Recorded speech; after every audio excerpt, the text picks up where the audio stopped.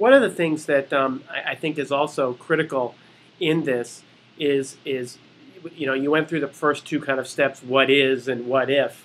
That what if was much more difficult than I think many of us thought it would be, because you always think like I have a lot of ideas and perfect world scenarios or theoretical thinking, but when it really came down to getting into what if, we all carry around so much baggage that it was almost hard to free ourselves to really say, well, what if the transit did this, or what if it did that? Because it was really easy for us to all say, well, it can't do that, or we don't have the money for that, and part of that process was very intriguing. If you could go into it a little bit about not being negative and actually being kind of iterative or building on ideas, even if they're going in the wrong direction, kind of letting that go. Right. Well, and I think this what if phase is really based on the research from the first phase, and you're keeping in mind the people you heard about. Yep. And we're not just going in to solve a problem, we're looking for certain criteria that we think would be remarkable in an end solution. Right. So we're looking at what are the essentials that need to be part of a solution. If affordability has to be essential in a solution, then when we brainstorm, we're going to make sure that we're building on some aspects that can be affordable. So if the design criteria is people want to use the latest technology, well, then that helps frame how we do some brainstorming. And I do think the brainstorming for me has been really essential. This is not just go off and brainstorm about anything. It's very structured. There's time limits to it. Mm-hmm. But as Scott, you said, it's iterative. We did 3 different brainstorming activities, and each of them, in my mind, are really special and do something. And one of them is testing out our orthodoxies. What is the way we say, like you said, if it's not like this, we can't do that. Well, is that true? And flipping those orthodoxies and allowing for new examples. The other thing is we found that a lot of times we go into meetings and we're all yes butting each other, or no but, or yes but. So we were all working together to say yes and trying to spend enough time with each other that we can go into a little bit more depth on people's ideas, because when you go even just 1 or 2 layers underneath it, you've got agreement, you've got, wow, we never thought of that. And so we did a number of those brainstorming exercises that gets a lot of potential solutions and components to solutions out there.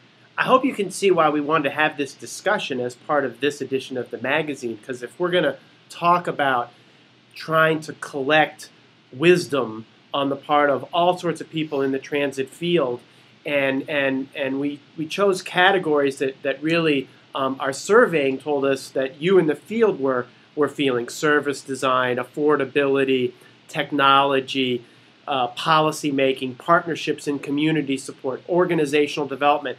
If you're going to do all of those things, some of these skills just speak directly to that. And as we're kind of moving through the conversation here, I know that part of what you're going to be focusing on in the future is mobility management. And there's kind of mobility management that's very specifically defined, but I think what we're talking about is a much broader approach to mobility management that is different in every community, that makes sense in every community, kind of right-sized. Talk a little bit about that and how it would impact how design thinking and mobility management kind of overlap with each other or work together. Sure. Well, I do think we haven't mentioned a key part of the design thinking, which is prototyping and testing different concepts with the customer. So again, I might use hallmark a lot, but I think the hallmark of mobility management, as we've come to unfold it, is that it's a customer-focused approach. And for me, when I first learned about design thinking, I said, what a match for mobility management. We're working all on a customer-focused approach, and here we have pretty much a process that overlays really well with it. One is it's customer-focused at many different spots, not just to collect people's ideas and needs, but we carry through our customer involvement all the way through the process. All the way until the implementation, all the way through the marketing, and all the way through an iterative cycle. So on the one hand, we're as part of Mobility Managers, we're supposed to be, good facilitators, great community conveners, good team builders, but mostly we're supposed to be going out and collecting needs. This approach is a great way to get out and do some interviews and observations and watch people in there as they travel about. It's also a way to involve the community in the brainstorming. Right. And just like, with mobility management, we have no wrong door for a solution. This whole approach is no wrong door. Consider lots of options, make sure they fit back with your design criteria, test them out with the community, and again, iterative. So I think that it's a great tool for mobility managers and people who believe in a customer-focused process. Yeah, and I'll do a plug in a minute for our training at Expo coming up. I was going to say, if you could, we're getting near the end here, if you could give us a plug, one, for kind of who advised us and gave us some of the expertise on design thinking, and then two, the Expo and what we're going to be doing there. And finally, really, tell folks who are watching if this strikes a chord with you, if you're thinking, boy, I could use this kind of thinking in my community, we can help you do that. How do they get in touch with you directly if they'd like to do that? So it's kind of three things there. Sure, I'll try and remember all three. Well, the first thing I'll say is that we are very grateful for our partnership we've had with Peer Insight. They have the 4-phase process that we've been using for design thinking, and it's called Designing for Growth. And I know in our last issue, we've both got our copies of it. Our last issue of the magazine, we did an article about it, and you can learn more about that. Secondly, we will be teaching a one-day class at Expo during Expo Week out in Albuquerque, and it's on mobility design thinking for mobility. And so we encourage, whether you're a mobility manager or not, to come out and we'll share the process with you, and we hope to have some of our teams come out and say what this process has meant for them and what it has enabled them to do.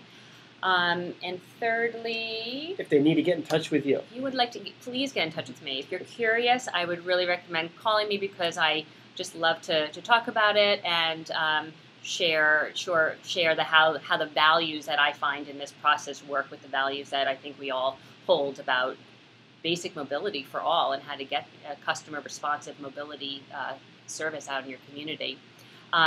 Email me, jeskey@ctaa.org. Well, thanks so much for joining me this afternoon. It's a kind of a stormy afternoon here in DC, and this is a great way, though, to start off our first video interview. And again, I think this really connects back very importantly to what we're doing in this edition of the magazine. So thanks a lot for joining me, and thank you for taking the time to watch what we're up to here.